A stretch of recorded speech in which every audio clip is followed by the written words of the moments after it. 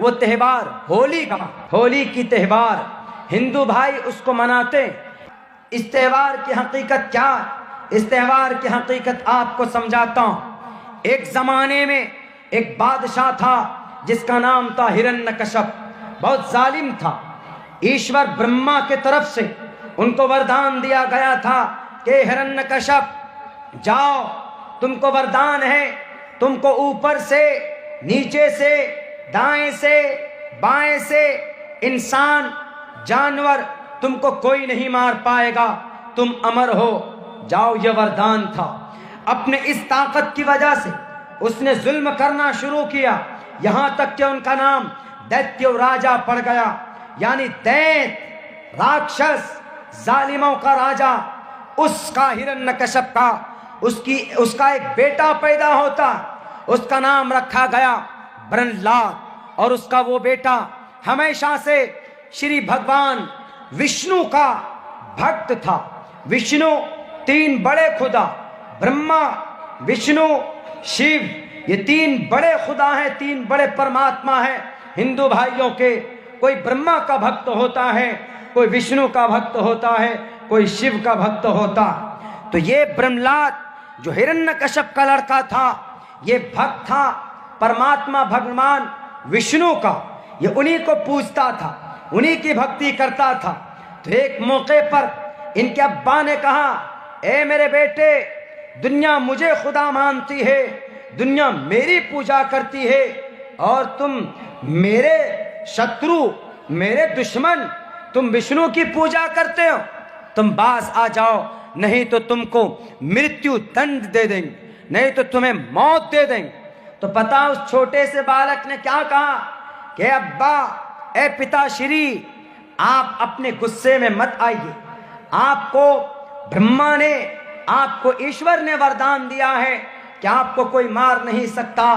तो आप अपने इस वरदान का सही इस्तेमाल कीजिए, किसी पर जुल्म मत कीजिए, किसी के खिलाफ आप अपनी इस ताकत का बेजा इस्तेमाल मत कीजिए, वरना जो परमात्मा ये ताकत दे सकता है वो इस ताकत को छीन भी सकता है। मेरे भाइयों, एक लंबी तारीख है कि ब्रह्मा ने, ये प्रहलाद ने मुकाबला किया, जुबान अपने खोली अपने बाप के सामने।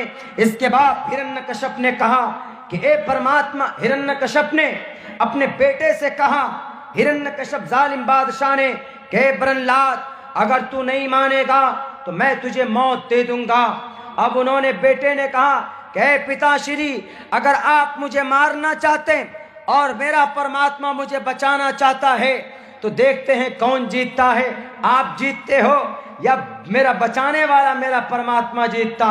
और सुन लो पिताश्री, मारने वाला से ज्यादा बड़ा बचाने वाला होता है। इसलिए जितनी ताकत हो तुम आजमा लो, जितनी कोशिशें हैं तुम कर लो।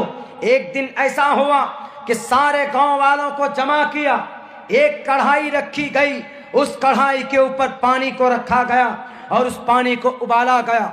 इतना जोर से वो पानी उबल रहा था कि अगर पत्थर भी रखा जा रहा था तो वो पत्थर पिघल कर, वो पत्थर गल जाता था, यानी पिघल कर, उबाल कर पानी को लाल कर दिया गया था। अब ये हिरण्यकश्यप ने कहा, पकड़ कर लाओ मेरे इस पुत्र को, इसने मेरे खिलाफ बगावत शुरू की।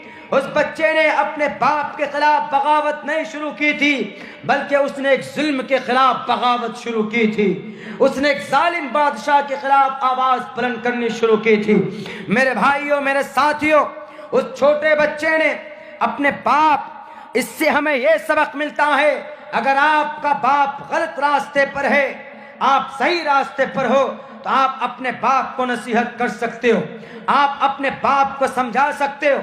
अगर आपका बाप आपको मजबूर करे किसी गलत काम को करने पर, तो आप दो टोक लफ्जों में उनको जवाब दे सकते हो। आप उनकी बात ना मानो, आप ऐसा डिसीजन ले सकते हो।